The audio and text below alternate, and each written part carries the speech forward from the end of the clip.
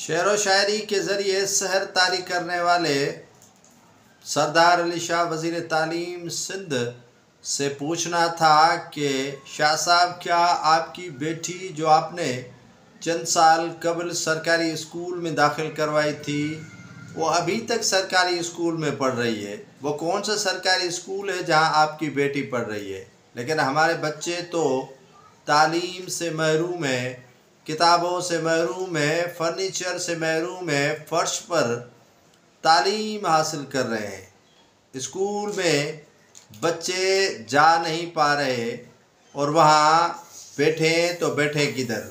दरख्त भी अब कट चुके हैं, सियासी लोगों ने दरख्त भी काट चुके हैं, तो पढ़ें तो किस दरख्त के नीचे पढ़ें? अब वो टेंट भी 2022 में जो NGOs ने फराम किए थे वो भी खस्ता हाली का शिकार हैं।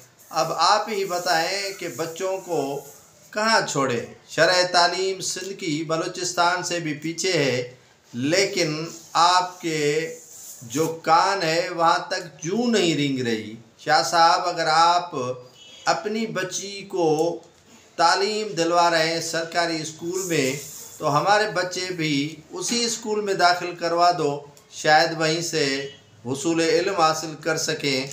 लेकिन हमारे डिवीज़न्स में तो तामीर शुदा इमारतें ज़मीन बोस हो चुकी हैं। 2022 के सैलाब के बाद फर्नीचर भी नहीं है और किताब भी नहीं है।